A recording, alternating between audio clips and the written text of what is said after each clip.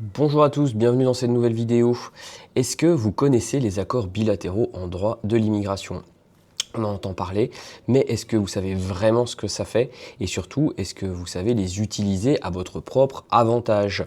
Dans cette vidéo, je vais vous expliquer pourquoi ils existent, comment ils fonctionnent et quels avantages vous pouvez en obtenir. Par exemple, avoir un titre de séjour salarié beaucoup plus facilement si vous relevez d'un accord bilatéral. Alors, soyons très simples. Il existe beaucoup d'accords bilatéraux, beaucoup plus que ce que vous ne l'imaginez, d'accord? Dans la majorité des cas, les gens pensent accord franco-algérien, c'est le seul, et en fait c'est complètement faux. C'est juste que l'accord franco-algérien est le plus ancien et souvent le plus connu, parce que c'est aussi, voilà, je vais en parler un petit peu plus tard dans la vidéo, mais il existe plein d'accords bilatéraux. Par exemple, vous avez un accord bilatéral avec le Japon, un accord bilatéral avec l'Argentine, un accord bilatéral avec le Brésil, vous avez un accord bilatéral avec le Canada, avec la Nouvelle-Zélande.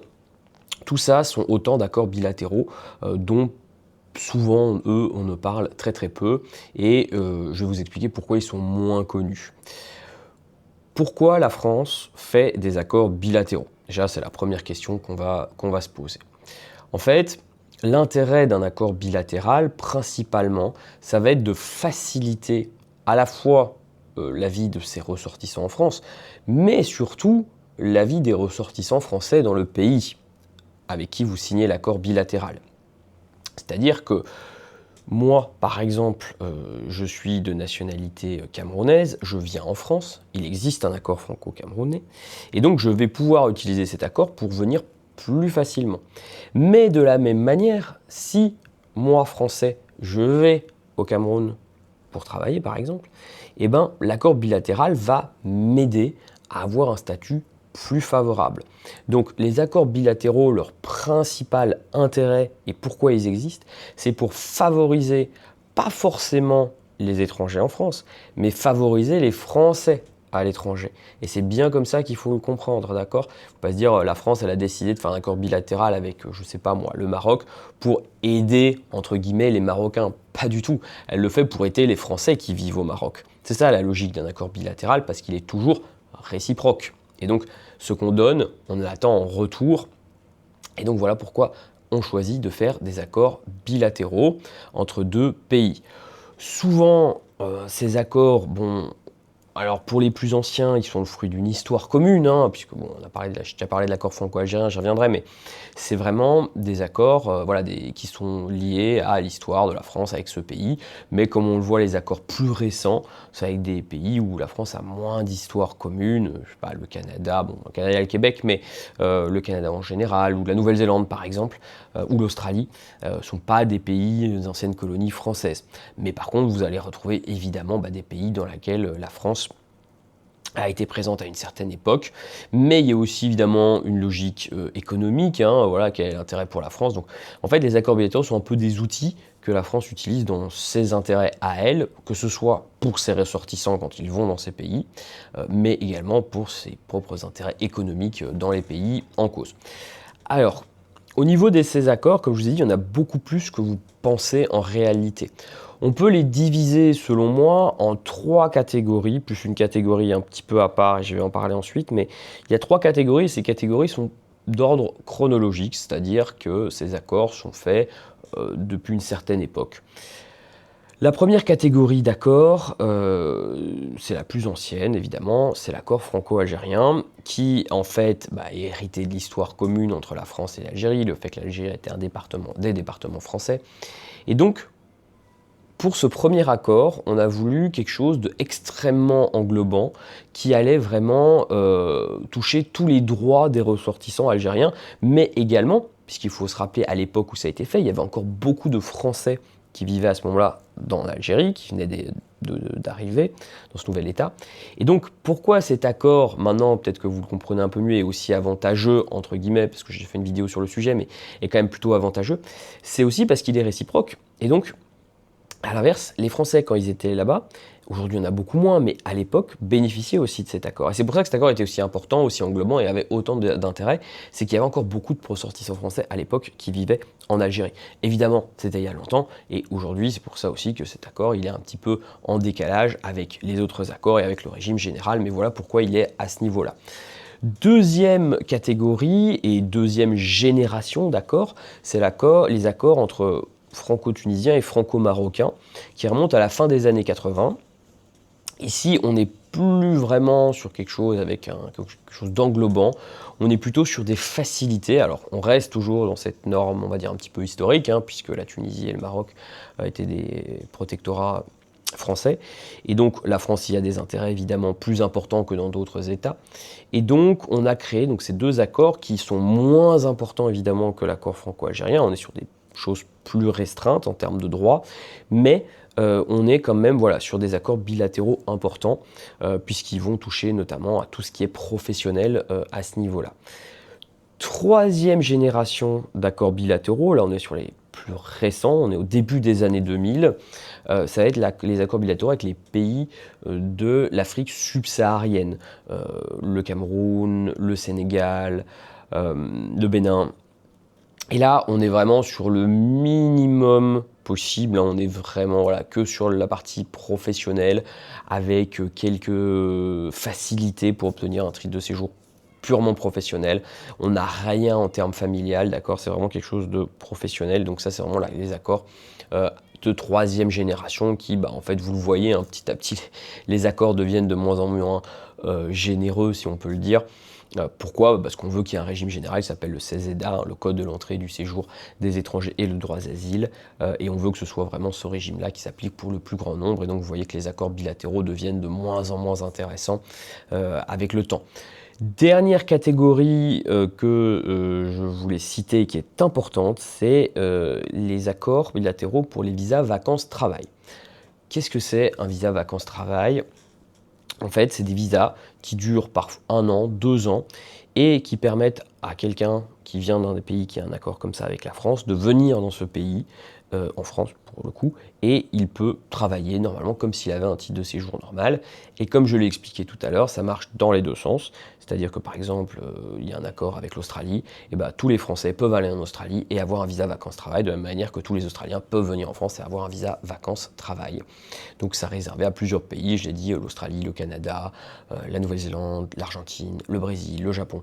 Voilà, à certains pays comme ça, et c'est les accords bilatéraux pour les visas vacances-travail. Donc qu'il faut aussi mentionner, mais on est vraiment sur quelque chose, voilà, ça ne traite que de ça, il n'y a rien d'autre en particulier. Alors, maintenant qu'on les a classés et qu'on a un petit peu expliqué ce qu'il y avait dedans, comment ils vont fonctionner, comment ils vont impacter la vie d'une personne étrangère qui vit en France ou qui veut y venir et qui dépend d'un de ces accords bilatéraux. En gros, l'accord bilatéral, il est au-dessus du régime général. Donc là, j'ai mon CESEDA, le code général pour tous les étrangers. Là, j'ai mon accord bilatéral. Et en fait, l'accord bilatéral, il va supplanter le CESEDA là où il s'applique. Pour le dire plus simplement, par exemple, j'ai la nationalité du Sénégal. Je vais demander un titre de séjour salarié, d'accord? Et quand on demande un titre de séjour salarié, il faut une autorisation de travail. Donc mon employeur va demander cette autorisation de travail. Quand j'ai la nationalité sénégalaise et que je peux bénéficier de l'accord franco-sénégalais, mon employeur, il va obtenir une autorisation de travail beaucoup plus facile que si j'étais albanais par exemple. Et donc, moi, je vais avoir un titre de séjour salarié plus facilement que si j'étais d'une autre nationalité. Et tout ce qui est prévu dans le code général, qui pourrait s'appliquer, par exemple, qui va freiner ma demande, en fait, ça ne s'appliquera pas et on appliquera l'accord franco-sénégalais à la place, valable pour les Tunisiens, valable pour les Algériens, etc. C'est la même logique, c'est-à-dire que vous prenez 2 titres de séjour les mêmes, d'accord? Si l'accord bilatéral vise le même titre de séjour que le CESEDA, c'est lui qui s'applique à la place du CESEDA. C'est aussi simple que ça. Dans la majorité des cas, l'accord bilatéral est censé être plus favorable. C'est un petit peu l'idée, d'accord? Donc, on va dire, quand vous avez un accord bilatéral, ça va normalement vous permettre d'avoir plus facilement le titre de séjour que vous voulez. Attention, D'accord? Ici, je le précise et c'est important que que vous le sachiez. 2 cas, par exemple, où les accords bilatéraux seront moins favorables. J'ai parlé un petit peu plus bas, un petit peu avant, des visas vacances-travail. Quand vous avez un visa vacances-travail, vous n'avez pas le droit à la fin de votre visa vacances-travail de demander un titre de séjour en France. Ça, c'est ultra restrictif. C'est très, voilà, c'est écrit noir sur blanc. Vous ne pouvez pas y éviter. Donc, il faut le savoir. Donc, à ce moment-là, l'accord bilatéral, il est désavantageux. Autre exemple fréquent, je suis algérien et les Algériens sont exclus donc du passeport talent, d'accord? Alors que le passeport talent est plutôt un titre de séjour assez intéressant et qui permet, dans beaucoup de cas, voilà, de venir vivre en France ou d'y résider de manière plus stable et moins précaire. Et ben, tous les Algériens sont exclus du passeport talent, que ce soit pour eux-mêmes, mais également pour les passeports talent de leur famille, pour les membres de leur famille, d'accord?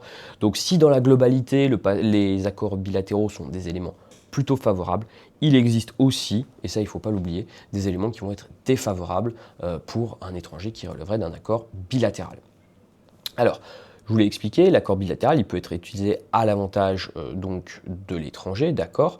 Par exemple, quand je suis tunisien, et ben, au bout de 3 années, si j'ai un titre de séjour salarié, je peux déjà obtenir une carte de 10 ans, alors que si j'avais un titre de séjour salarié en application de l'article 421.1 du CESEDA, et ben, je devrais attendre 5 ans. Donc là, effectivement, vous avez un intérêt majeur. Autre intérêt qui, je pense, est important et dont on ne parle peu, c'est que si l'État français veut changer une loi en matière d'immigration pour la rendre plus difficile, par exemple parce que c'est toujours le cas, et ben, par contre, un accord bilatéral, c'est beaucoup plus compliqué. On le voit très facilement quand vous prenez l'accord franco-algérien, qui est le plus ancien. Oui, vous entendez tout le temps, on veut le changer, nanana. Est-ce qu'ils l'ont fait? Non. Pareil pour les accords franco-tunisiens ou l'accord franco-marocain. Les accords bilatéraux, comme, si vous voulez, il y a une réciprocité, eh ben, ils sont très très très difficiles à changer. Parce que l'État en face ne voudra probablement pas les modifications. Et donc, soit vous devez tout lâcher en disant bah, je ne respecte plus l'accord, et l'autre partie va dire moi non plus. Et là, bah, c'est compliqué pour tous les intérêts de la France dans ces pays-là. Ou à l'inverse, vous dites bon bah je préfère le garder parce que j'ai trop à perdre. Et dans la majorité des cas, et jusqu'à aujourd'hui, ça a toujours été le cas, la France a préféré garder ses accords plutôt que les dénoncer, parce qu'ils savent très bien que ce sera ensuite beaucoup d'autres problèmes à gérer et que ce n'est pas forcément dans l'intérêt de l'État français non plus. Autre chose, c'est que malheureusement, si vous, en tant qu'étranger, vous pouvez en bénéficier, et quand je dis vous pouvez, je dis vous devez, d'accord? Si vous relevez d'un accord bilatéral, utilisez-le. Souvent, malheureusement, dans les faits, comme je l'ai déjà expliqué plusieurs fois, vous vous faites un peu balader par la préfecture qui vous dit non, ça n'existe pas, non, c'est pas possible. Tout cela est bien évidemment faux, d'accord? On va évidemment vous mentir, vous faire tourner en rond, vous dire non, mais c'est pas vrai, non. Alors, il n'y a pas tout ce que vous voulez dans un accord bilatéral, mais si vous êtes sûr qu'il s'applique, vous devez utiliser cet accord bilatéral, c'est un avantage pour vous. Je l'ai déjà expliqué, mais pour obtenir un titre de séjour, c'est difficile, l'État ne vous fera aucun cadeau, d'accord? Donc quand vous avez un avantage, utilisez-le. Par exemple, si, je vous donne un exemple très simple, je suis marocain, j'ai un titre de séjour salarié depuis 3 ans, je vais à la préfecture pour demander ma carte de résident et qu'on me dit non monsieur, c'est pas possible, vous devez attendre d'avoir 5 ans de présence comme tout le monde. Faites un recours, d'accord? Faites un recours. Le recours au tribunal, il dure 1 an. Vous allez me dire, 1 an, c'est long. Oui, mais attendre 2 ans, c'est encore plus long. Et en plus, vous êtes dans votre bon droit. Donc voilà, n'hésitez pas, à mon sens, à utiliser ces accords quand vous pouvez les utiliser, parce que ce sont des outils importants. Ils ont une valeur légale très forte, puisque je vous ai dit qu'ils vont passer au-dessus du régime général. Donc, à mon sens, utilisez ces accords bilatéraux. Voilà, j'ai fait cette vidéo parce que je voulais parler de ce sujet. J'espère que c'est un sujet qui vous intéresse. Est-ce que c'est un sujet qui vous concerne? Déjà, voilà, est-ce que vous saviez qu'il y avait des accords bilatéraux au-delà de l'accord franco-algérien, parce que c'est le plus connu? Est-ce que vous les avez utilisés, par exemple, dans votre parcours en France pour avoir un titre de séjour? Ou au contraire, est-ce que vous avez utilisé vous avez essayé de les utiliser et on vous a dit bah non, ça n'existe pas ou c'est pas possible? Qu'est-ce que vous avez fait? Et enfin, petite question aussi, est-ce que vous pensez que ces accords sont utiles ou pas? Moi, je vous ai donné mon avis dans la vidéo, je pense qu'ils le sont quand même, mais n'hésitez pas, voilà, à me dire ce que vous en pensez. Comme je vous dis, je lis toujours les commentaires et ça me donne des idées de sujets pour les vidéos. Je vous rappelle également le concours qui sera valable donc jusqu'au 21 juin. Pour gagner une consultation avec moi, il faut aller poser un commentaire sur la vidéo, donc avec les cartes de résident, enfin sur la vidéo des cartes de résident. Donc n'hésitez pas à le faire si vous voulez être tiré au sort dans le cadre de ce concours. Et dernière chose, je vous remercie si vous pouvez liker cette vidéo, la partager, vous abonner à la chaîne, puisque c'est tout ça qui fait que la chaîne grandit, que les gens ont des informations de qualité, et c'est ce qui évidemment me permet de continuer à vous faire cette vidéo toutes les semaines.